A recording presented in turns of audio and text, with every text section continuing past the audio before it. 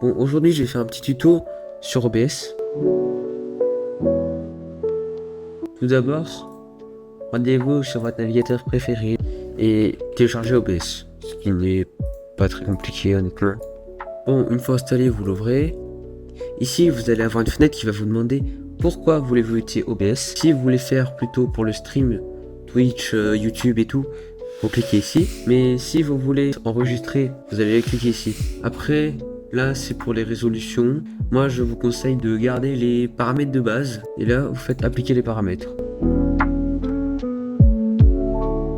Voilà, donc voici l'interface d'OBS Studio. Et donc, vous voyez, ça a l'air compliqué, mais en vrai, c'est tout simple. Ça se compose en plusieurs fenêtres, comme vous pouvez le voir. C'est l'interface toute de base. Ça va être l'aperçu. C'est là où l'aperçu de vos fenêtres va apparaître. Ici, c'est les sources. Les sources, c'est ce qui va vous permettre de mettre des choses sur votre écran.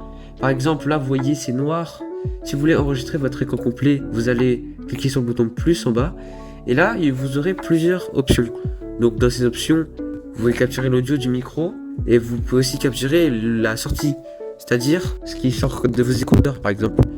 Après, vous pouvez également capturer l'audio de juste une application. Capture d'écran, c'est ce qu'on va faire, ça va pouvoir capturer l'écran entier. Donc je vais créer une nouvelle capture d'écran, ici on peut le nommer par exemple écran 1. Et après, ça je vous conseille de laisser de base. Et là, si vous avez plusieurs écrans comme moi, vous devez choisir votre écran, mais si vous en avez qu'un seul, juste prenez-le. Moi je vais prendre mon écran principal. Et là, vous pouvez capturer le curseur ou pas. Donc, vous voyez, l'aperçu, il est ici. Quand je bouge le curseur, là, il n'y est pas.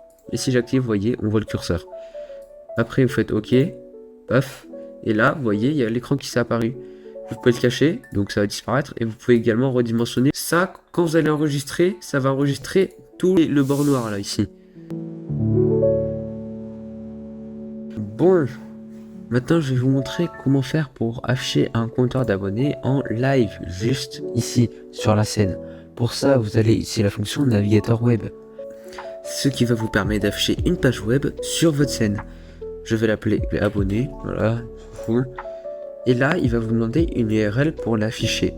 Juste là, vous allez vous rendre sur votre navigateur et vous allez aller sur le site livecount.io. Une fois que vous êtes dessus, vous allez aller sur YouTube Live Subscriber Count et juste là vous allez mettre le nom de votre chaîne. Juste là vous aurez votre compteur d'abonnés, mais là c'est pas ça qui nous intéresse. Ce qui nous intéresse c'est de le mettre sur OBS.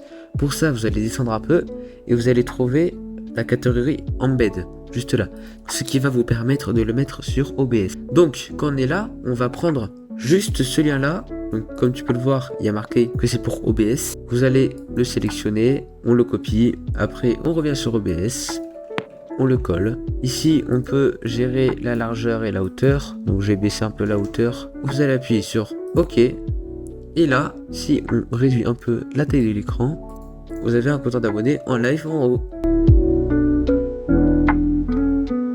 Vous pouvez également mettre votre caméra, comme certains youtubeurs le font en mettant périphérique de capture vidéo. Juste là, on peut mettre votre caméra. Donc moi, j'en ai pas, c'est pour ça qu'il n'y a rien. Vous voyez, on peut choisir quelle caméra mettre. Vous faites OK. Et là, ça, c'est votre caméra. Bon, moi, j'ai rien, c'est normal, puisque j'ai pas de caméra. Mais voilà, vous pouvez le mettre un peu où vous voulez. Si vous voulez, par exemple, mettre du texte sur votre caméra, pour mettre, par exemple, Zilloge, comme certains youtubeurs le font, vous faites plus. Et là, en bas, vous avez la fonction texte. Juste là, on peut sélectionner la police et la taille de la police. Je vous conseille de laisser au maximum parce que la taille, on pourra le gérer après. Par exemple, voilà, on fait OK.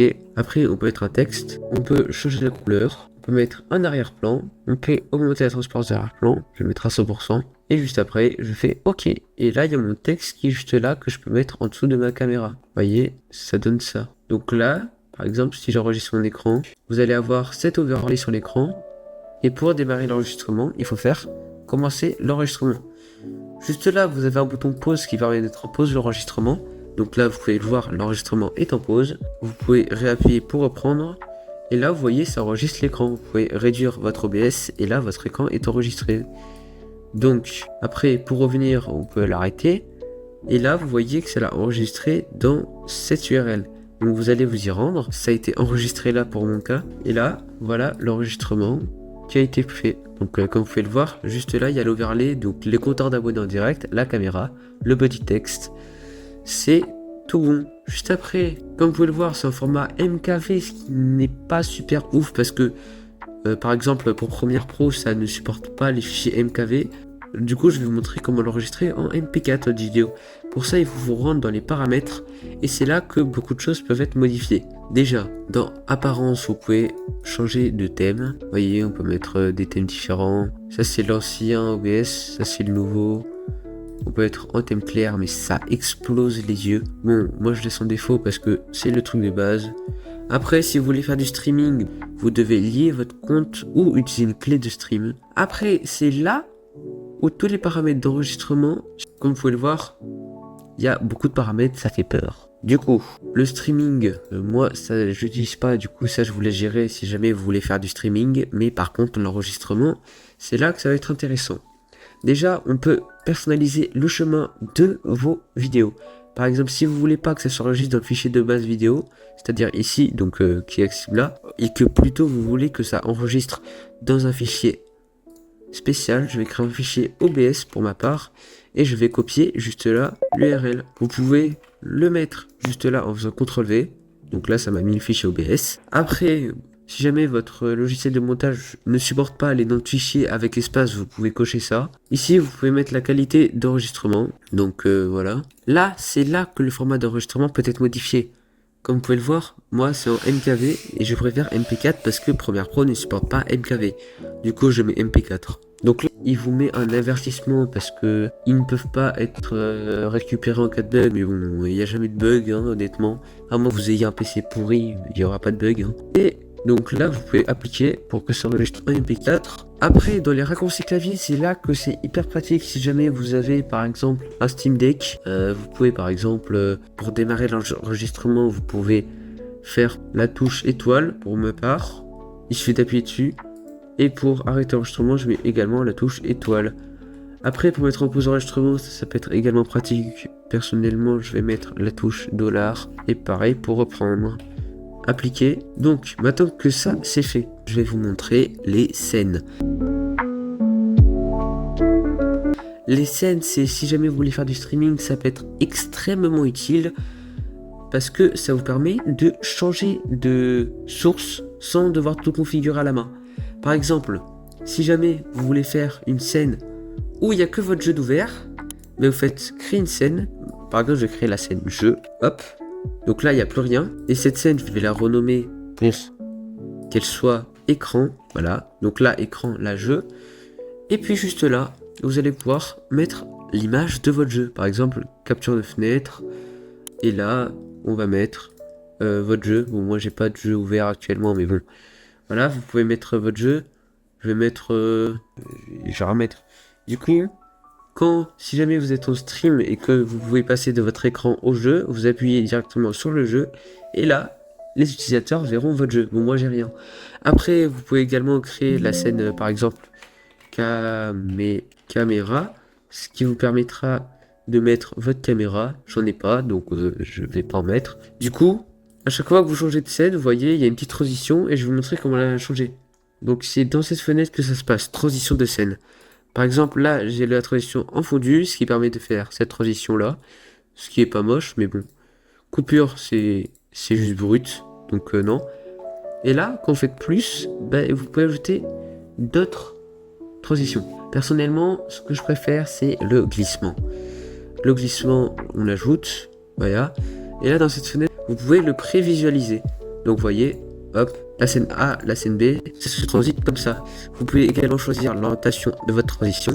Gauche, droite, haut, bas. Voilà. Bon, moi, je vais prendre haut. Et quand vous faites OK, donc là, vous pouvez également régler la durée de votre transition. Je vais mettre 200 millisecondes. Et maintenant, quand vous changez, hop là, petite transition comme ça. On peut également augmenter en mettant 500. Voilà. Et là, c'est plus long. Mais ça marche, vous voyez. Ça permet de faire des transitions entre chaque scène de manière plus fluide. Ah, aussi, j'ai oublié de vous montrer quelque chose de primordial. Si jamais vous voulez enregistrer, mais qu'il n'y a pas le son de votre micro, c'est parce qu'il faut le configurer. Hein. Il faut faire capture audio, entrée. Et là, on doit choisir notre micro. Donc, Là, je choisis mon micro. Et là, vous voyez, dans capture audio entrée, mais là, on voit l'audio de mon micro qui est juste là. On peut aussi régler pour si jamais notre micro il sature trop, on peut baisser les décibels. Si je fais démarrer pour vous montrer, donc là, ça record mon écran, comme vous pouvez le voir. Et si je change de scène, bah ça change. Donc, on peut tester les raccourcis que j'ai fait tout à l'heure, par exemple le dollar qui met en pause, et puis le étoile qui va arrêter l'enregistrement. Après ça l'a enregistré, donc si on va voir notre fichier OBS, ça l'a bien enregistré juste là. Démarrer l'enregistrement pour vous montrer. Donc là ça record mon écran, comme vous pouvez voir, ça enregistre mon micro. Et quand on change de scène, ça se passe. Et si je change de chaîne, vous voyez, ça marche bien. Du coup voilà, c'était les bases d'OBS. Donc je vais bientôt faire un tuto sur Premiere Pro After Effects.